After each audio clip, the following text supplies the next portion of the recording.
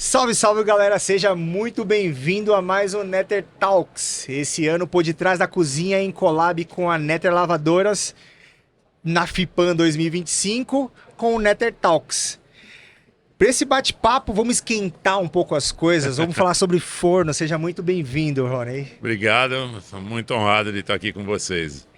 Cara, a gente começa sempre querendo saber um pouco, que para a galera que não tá sabendo dos bastidores, se você não fosse locutor, o que você seria? Como é que você pisou na cozinha? Ou como você começou a fabricação de forno? Como é que é o nascimento de um cara que é dono de uma empresa que fabrica fornos há 39 anos nesse mercado tão maluco, incerto? Me explica um pouquinho disso. As coisas acontecem, né? Então, eu entrei numa área que era um comércio de cerâmica diferenciada, onde tínhamos a cerâmica refratária, e isso nos conduzia para fornecer materiais para fazer churrasqueiras, fornos, lareiras. E moço, eu tinha pouca idade, estava com 21 para 22 anos, então, audacioso, a gente mudou o mercado na época, que era varejo, fornecendo não só os materiais, mas fornecendo as montagens, oferecia o equipamento finalizado. Então, eram de churrasqueiras, fornos, lareiras, tanto residenciais como comerciais. E aí entra a frase que eu falo assim: papai ensinou para fazer, quando fazer bem feito. E o forno da pizzaria era algo que, se fizesse errado, que a gente depende de mão de obra, você tem lucro cessante, né? Porque quando você atende uma residência, você deu alguma coisa errada, você vai lá, desmancha, faz de novo, acabou, morreu o assunto. Agora no forno não, como é que você para uma operação? Nós demorávamos há mais de 15 dias para construir um forno. Aquilo ficava 30 dias curando para ter petrificação suficiente. E a gente acabou entendendo que tinha que fazer de uma maneira diferente, fazer melhor, fazer bem feito. E aí, para fazer isso, custava caro. Então, eu acabei me lançando em fazer um produto diferente que custava muito caro e que tinha pouca venda. Só que quando você faz bem feito, você faz um hoje, vendia outro forno 3, 4 meses depois, e a gente tocando o resto, que era a loja, o varejo, fornecendo os materiais e a linha residencial. Mas o forno comercial, em 86, que eu me propiciei a fazer bem feito, era uma coisa que dobrou de preço e que isso limitava as vendas. Só que eu falei, me nego a fazer o convencional, só fazia aquilo que eu sabia que podia fornecer de maneira correta, dando garantia. E isso, apesar de vender de vez em quando, muito pouco, começou a criar um network em cima de quem tinha problemas com os fornos de alvenaria e quem encontrava a solução com a gente. E aí era o Rony, não era nem a minha empresa na época, era o Rony. Então, só eu atendia. Eu cheguei a ter 6 lojas ao mesmo tempo em São Paulo. E a equipe de vendas de todas as lojas não atendia o forno comercial. Quando era um forno de pizza, que normalmente era o que se tinha, que era forno a lenha, que a gente faz até hoje, vamos fazer quase 40 anos que nós produzimos fornos a lenha. A equipe de atendimento falava: ó, isso aí é direto com a direção, e passava o meu contato. E eu atendia pessoalmente isso. Por isso que vendia de vez em quando. Só que isso, com o passar dos anos, começou a se fortalecer cada vez mais. E aí, 20 anos depois, eu montei a indústria, que daí começamos a fabricar os fornos, mesmo com processo artesanal, mas em série sobre estruturas metálicas. E aí que se criou eu entregar o forno pronto para o cliente, um forno de alvenaria feito de tijolo, com argamassas, com 7 camadas que formam o forno, mas entregar ele pronto, curado, petrificado, já numa outra situação. Me gerou duas perguntas aqui. Primeiro, a gente explicar um pouco o que são esses fornos para a galera que não tá entendendo nada. Mas assim, a gente tem aquele. Quando eu chegava nas pizzarias, eu via aquele forno gigantesco em iglu. Exatamente. Eu vejo fogo lá dentro e parece que o rapaz ia movimentando a pizza com alguma coisa assim. Exatamente. E fazendo um movimento. Você montava deste forno também? Esse Forno... era o forno que a gente montava lá. Aquela caixona grandona, enorme, aquele forno enorme dentro, onde o forneiro, que é o principal funcionário para esse tipo de fornos, que eram os fornos a lenha, ficava trabalhando na frente daquele forno, forneando, colocando a pizza em vários lugares diferentes, que são temperaturas diferentes de lastro, para poder tirar uma pizza boa. E como a história sempre é feita de alguma forma, por algum motivo, o forno de alvenaria era um forno que só tinha a lenha. Então a pizza boa sempre foi considerada pizza a lenha. E na verdade não tem nada a ver com a lenha. Sinto muito e decepcionar muita gente, mas não tem nada a ver com a lenha. Tem a ver com o tipo de cocção do forno de alvenaria com alta temperatura e de acordo com cada tipo de pizza, porque você tem temperaturas diferentes para uma pizza clássica italiana, para uma pizza napolitana, para uma pizza romana. São várias temperaturas, várias formas de cocção, e isso, o forneiro no forno a lenha tinha que ter uma habilidade, uma competência enorme, e ele sempre foi o principal responsável pela qualidade do produto final. Isso com os anos foram passando, hoje a gente tem esse mesmo forno de alvenaria, com refratário montado em série sobre estrutura metálica, porém com uma placa de computador onde você vai lá, tem receita programada, você tem velocidade de giro do lastro, não tem mais o forneiro, tem sistema de gás, tem sistema elétrico, tem sistema flex com gás e lenha, ou seja, é o progresso, a modernidade de tudo isso. Você automatizou o forno a lenha de uma forma que até uma pessoa com menos habilidade do que aquele... Hoje não precisa nem de forneiro. Hoje, quem monta a pizza, coloca a pizza na porta do forno e quem dá o acabamento da pizza, corta a pizza, vai dar o fio de azeite, vai acabar de montar a pizza, é quem tira do forno. Então, a função daquele principal funcionário, maior responsável pela qualidade da pizza, que era o forneiro, não existe mais. Não é geral. Não é geral. A gente sai aqui, tem os caras. A gente produz forno a lenha até hoje, mas esse profissional hoje, gabaritado, é raro. E hoje a operação em si, ela não fecha a conta. Você precisa ter resultado, alta produção. Então hoje nós fazíamos fornos com 2 metros de diâmetro interno, até mais eu cheguei a fazer. Hoje o forno maior que em série nossa é 1,70 m externo e ele produz o dobro, às vezes o triplo, dependendo do comparativo com o forno dos fornos tradicionais.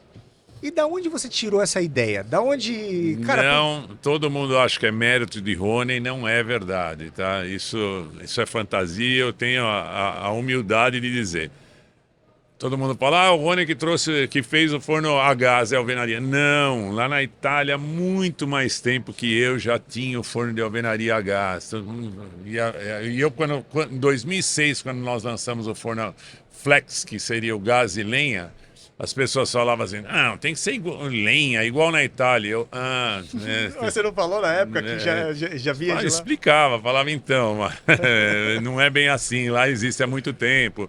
E a mesma coisa foi no forno rotante e a mesma coisa no forno elétrico, né? Nós somos o único forno de alvenaria elétrico do país, com patente, inclusive, do nosso forno.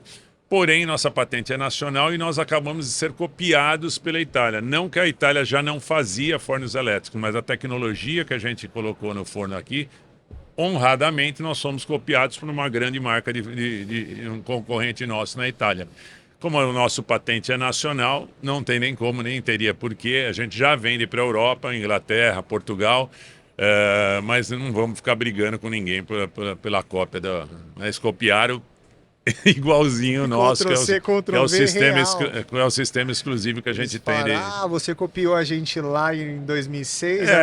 É mais ou menos isso. Só que a gente copiou o conceito, que é o forno a gás. Aqui nós desenvolvemos, nós somos a única fábrica de fornos que realmente desenvolve, tem equipe de engenharia, com todos os conceitos de economia, a garantia, para você ter uma ideia, nós vamos até da parte elétrica de 18 meses para um sistema de gás que é totalmente feito dentro da nossa fábrica.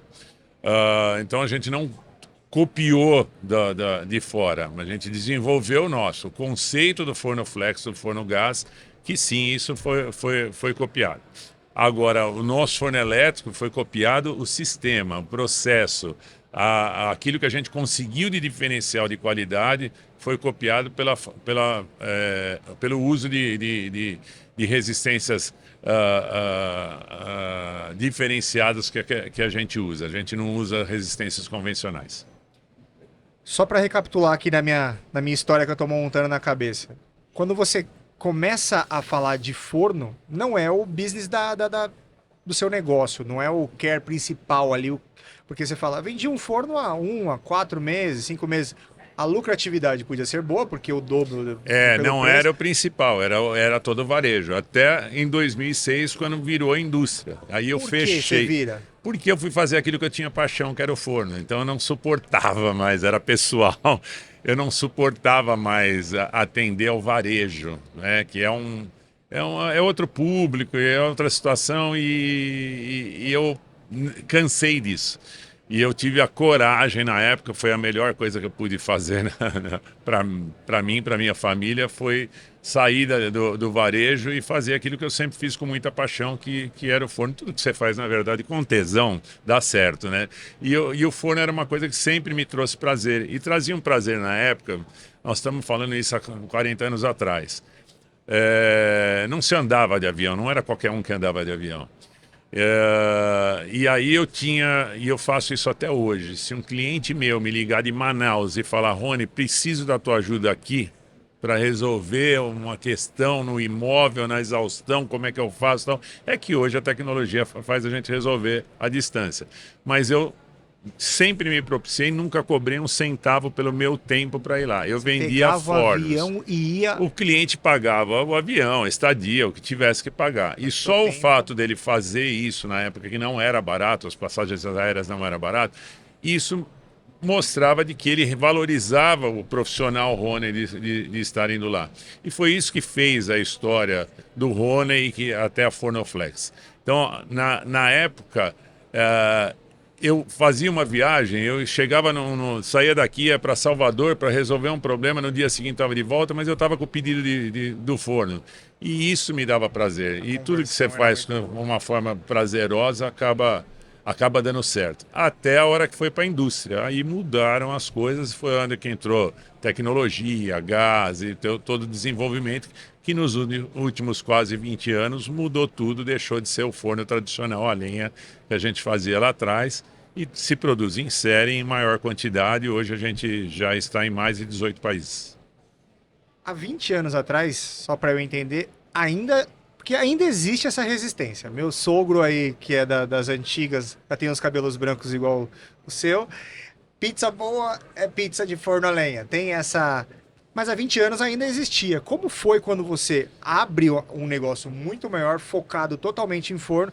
Porque eu entendi que o tesão, isso é pessoal, mas vamos pensar no mercado. Eu queria entender de você quando você olhou para o mercado e falou, venho com um produto que vai ter uma resistência. Então, mas na verdade ele já veio o produto que era para solucionar os problemas dos clientes. Então eu já tinha em 2006 um problema de tendência. Já era uma dor. Eu já tinha alguns locais de clientes que não podiam, estavam em locais de reserva, que não podiam queimar lenha, já tinha algumas obstruções em shoppings, em hotéis, e aí entrou a história do gás. Mas eu continuei produzindo forno a lenha, inclusive em série produzindo, como faço até hoje, produzindo forno a lenha, que é a alvenaria básica refratária, que é a alma, o núcleo do forno é a mesma. Tanto faz ser gás, elétrico ou lenha. A gente continuou produzindo, mas foi entrando naquilo que era dor. Por exemplo, como trocar um forno de uma pizzaria? Se eu tinha que parar a pizzaria, derrubar o forno, refazer o forno, era um grande problema. Então o forno entrando pronto, eu ia lá, como é hoje, desmancha um forno, vai lá, coloca um forno novo e começa a trabalhar. Não tem a interrupção como havia muitos e muitos casos que aconteciam de ter que parar uma casa durante 30 dias, o prejuízo é monstruoso, às vezes não recuperável, por interromper um processo de trabalho e uma clientela sendo atendida. E agora, dúvidas minhas. De um tempo para cá eu vejo muito pizza napolitana. Pizza napolitana estourou isso, todo mundo quer fazer. Meu sogro comprou um forno, quer fazer também pizza napolitana, que é a borda alta, uma massa.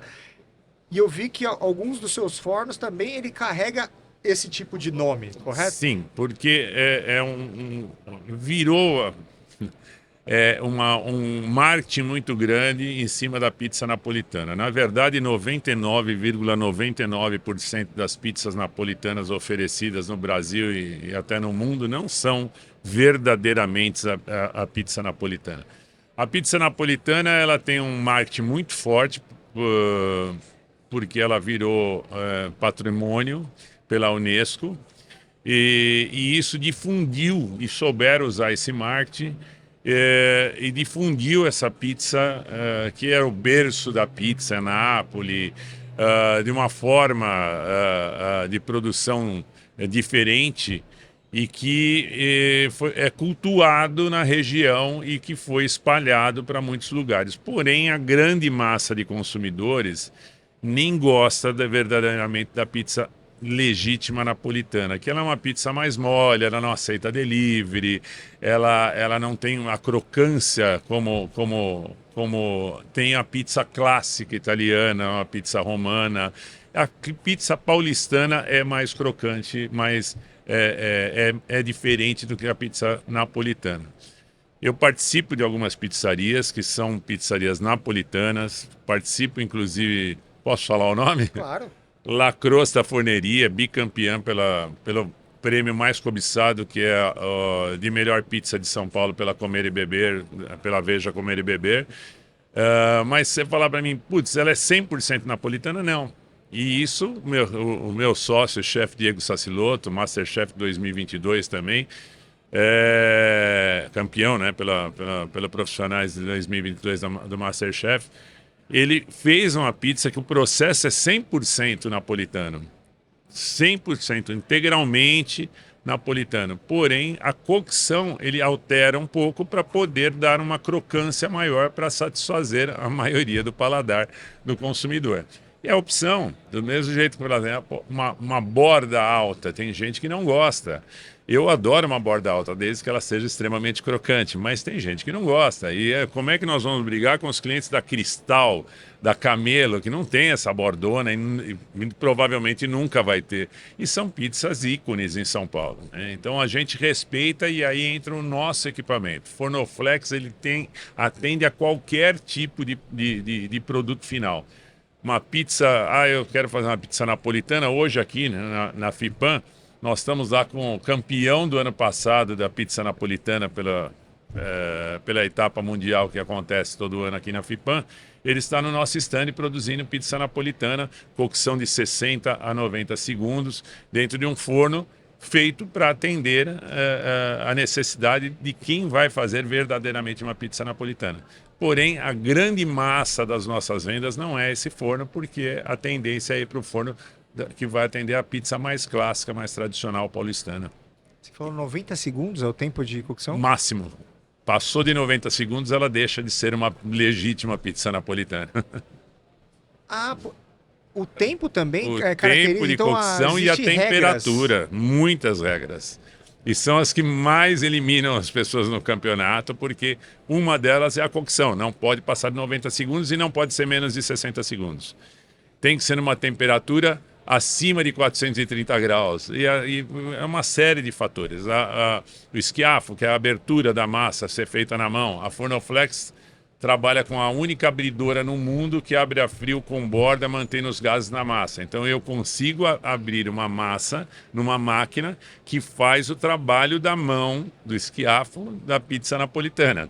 Porém, eu não posso fazer na máquina porque ela é desconsiderada napolitana. E a realidade do dia a dia dos negócios empresariais são outros. Então, muitas das pizzarias que vendem pizza como napolitana, por isso que a gente fala, não é verdadeiramente, porque uma crocância maior, porque fica mais 90 segundos. Uma abertura na máquina ou uma abertura que não seja o esquiafo. Tudo isso são processos. Até a colocação da pizza na pá tem regra. Eu não posso simplesmente pegar a pizza com a pá. Eu tenho que puxar ela em cima da pá. Tudo isso é a cultura da pizza napolitana. Uma baita de uma aula agora, que se você não entendia o que era pizza napolitana, agora pelo menos a gente se familiarizou um pouco.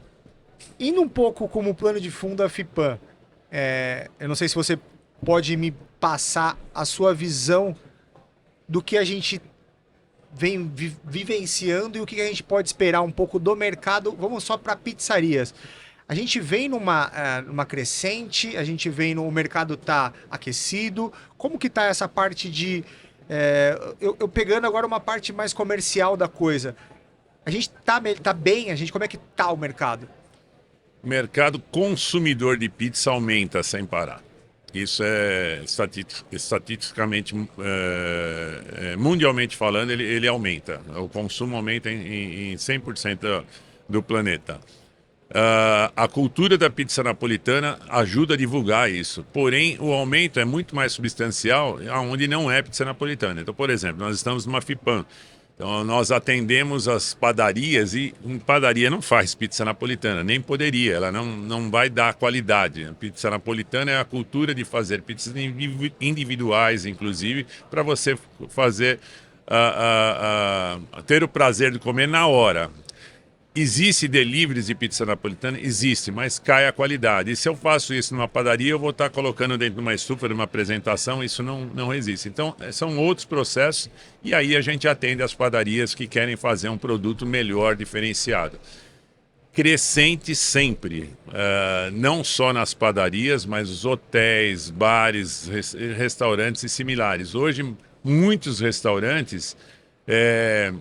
quase que se sentem obrigados a colocar na operação, oferecendo cardápio à pizza, para que consiga segurar melhor os grupos, as famílias que ficam divididas entre as comidas.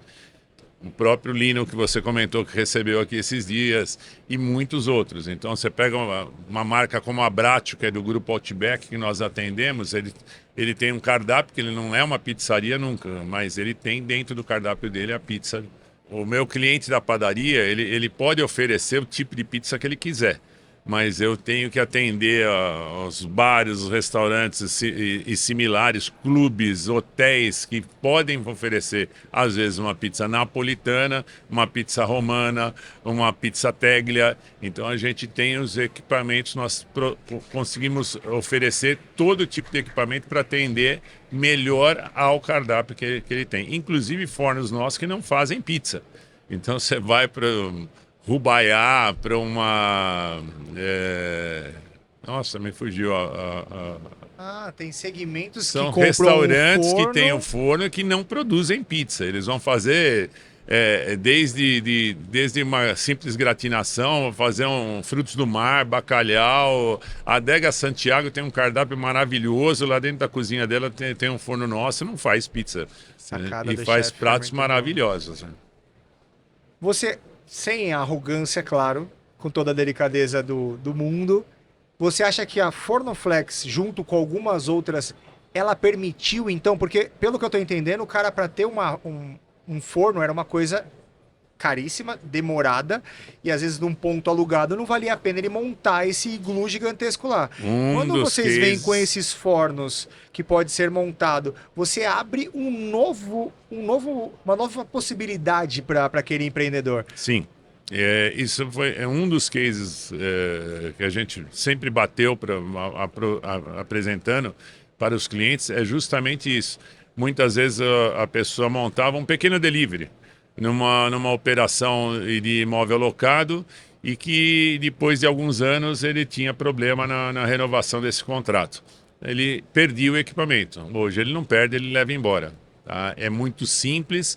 Nós não aconselhamos colocar roda em forno, nós colocamos se o cliente quiser, porque o forno é feito de maneira que você encaixa uma paleteira manual, dá 3 bombadinhas e sai passeando com ele, puxando, que eu brinco, puxando que nem cachorrinho.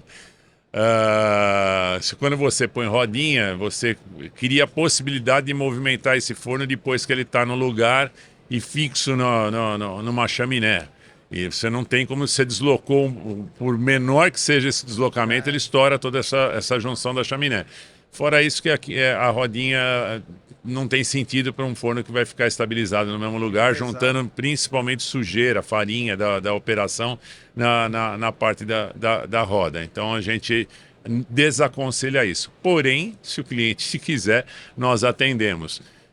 Mas essa facilidade, daqui a um tempo eu reformei, eu ampliei, eu mudei de posição, paleteirinha embaixo, tira o forno, coloca no lugar, em outro lugar, você não perde o forno. Inclusive é um problema nosso, porque a gente tem o meu maior concorrente chama-se Fornoflex, que é o forno usado, por causa do tempo de durabilidade dele. Nossos fornos, a gente mostra fornos com mais de 20 anos no mercado operando. Cito algumas como Veridiana e outras tantas pizzarias que têm fornos nossos funcionando há mais de 20 anos. Ou seja, você não consegue vender mais fornos porque seu forno ainda não quebrou. Exatamente. Ele está lá até hoje. Eu só vou vender na ampliação dessa casa, em reformas futuras ou em inovação, que daí é a troca do forno pelo mais moderno, que tem acontecido bastante nos fornos estáticos para os fornos rotantes. E eu tô aqui imaginando quando você levou esse forno, porque eu sei que o mercado é engessado. Ele tem uma Resistências. resistência. Eu tô tentando imaginar quando você chega com o primeiro forno montado, e eu não sei se você tem algum case que você poderia compartilhar com a gente, de alguém muito fechado vendo isso chegar. Tipo assim, eu queria estar lá, porque eu vejo hoje pequenas bobeiras e os caras já criam. Eu vou falar para você, desculpa, Eric, mas um abraço, Eric Momo. Eu admiro o profissional, para mim é uma referência incontestável. Mas eu tenho um histórico, um case com o Eric que é marcante para mim. Eu realmente admiro, gosto muito dele, porque ele é um baita profissional, um baita homem. Uma empresa familiar que respira dignidade e profissionalismo. E o Eric, eu já conhecia ele há muitos anos e ele falava para mim assim, Rony, ele falava brincando, né? Ele falou, quem sabe o dia que meu pai falecer, eu compre um forno seu, porque o pai dele fazia os fornos desde o princípio da operação deles. E um dia, eu nunca vou esquecer, ele foi montar a loja dele no Tatuapé, que é o bairro que eu nasci. E eu liguei para ele e falei assim, quando eu descobri que ia ser uma 1900 numa esquina da rua Itapura, que não é mais lá, já mudou, e eu liguei para ele e falei assim, você não vai fazer isso no meu bairro? E ele, ironicamente, falou assim, Rony, não vou mesmo. Aí eu falei, pode ficar tranquilo que eu não vou fazer. Eu já fiz, quer dizer, já estava pronto o forno lá. E então era alguém que eu queria muito atender e que tinha resistência, porque tinha que ser a lenha, porque tinha que ser do jeito que o pai dele gostava. E era essa resistência que ainda existe, pelo incrível que pareça, depois de 20 anos de mercado com fornos modernizados, ainda existe essa resistência. E ela foi uma evolução, porque chegou num ponto de profissionalismo dele que ele falou: tenho que profissionalizar e eu tenho que buscar um fornecedor correto. O pai dele não precisou falecer, já faleceu, mas ainda era vivo quando ele foi para o mercado pesquisar, entender e escolher o fornecedor. Ele comprou o primeiro forno nosso, errou comigo, porque ele deixou escapar que os funcionários adoraram, ele brincou. E houve uma evolução, porque eu tive a oportunidade de mostrar para ele o forno rotante, e ele, com todo esmero e cuidado com a marca, com o produto, do jeito que ele é comprometido com o produto e com a marca dele, comprou o primeiro forno rotante para dar kitchen com câmera de lenha, onde ele não deixava de usar a lenha, buscando não só o marketing sensorial, mas buscando a melhor qualidade possível. Mas com o passar dos anos, toda essa evolução vai indo. Hoje ele já usa fornos 100% a gás, rotantes e sem perder qualidade nenhuma. Mas foi uma quebra de paradigma. Você pegou ele. Mas demorou. Não é que ele. Não é eu que peguei Foi uma ele. conquista É que, lenta. não é uma questão de conquista, é uma questão também de que ele ouve a necessidade dele dessa evolução. Ele não tem como, né? E o Eric é muito persistente, né? Ele pegou uma divisora e bolhadora nossa, por exemplo, ele não queria desistir, porque ele é a única também que faz um processo imitando as mãos do pizzaiolo, do profissional. E ele lutou muito, mas no produto dele, que ele não vai mexer na qualidade impecável, ele não conseguiu adaptar, mas ele lutou, buscou. E eu tenho outros cases, por exemplo, citei aqui já a Veridiana, Roberto, dono da Veridiana, falou para mim assim, você está pensando que pizza minha vai ser feita num forno a gás? E o tempo acabou mudando, hoje é uma potência também. E houve essa quebra de paradigma em todos os sentidos. A Rede Brás, que a gente atende até hoje, hoje tem a marca Brás Elétrica, ele mantém a tradição nas lojas da Brás, a lenha, mas a cantina Brás, na Brás Elétrica já são fornos elétricos. E isso vai evoluindo em todos os sentidos, em todas as grandes marcas. Você pegar a Michelucci, que era a antiga Michelucci, hoje trabalha com fornos modernos, rotantes, sem perda de qualidade, ganhando otimização, ganhando produtividade, entregando mais rápido e assim por diante. Caminhando já para o final, para te liberar, e você teria algum número de quantos fornos você tem vendido nesses... Não, a gente fala assim, são milhares e milhares de fornos, porque ao longo dos anos foi muita coisa e a gente não sabe o que está ainda produzindo, o que não está, o que foi trocado, o que foi alterado. A gente não toma conhecimento disso. Curtiu o bate-papo? Primeiro podcast? Claro, claro. Não é o primeiro, eu me sinto muito... tenho um grande prazer quando a gente traz informação, mata a curiosidade, traz cases, porque sempre ajuda quem está se posicionando no mercado. Eu ficaria aqui mais pelo menos 1h30, que deve ter história pra caramba. História. E o bom dessas histórias é que eu vou cruzando com essas pessoas em outros bate-papos e eu tenho uma memória boa ainda, e depois eu vou usando.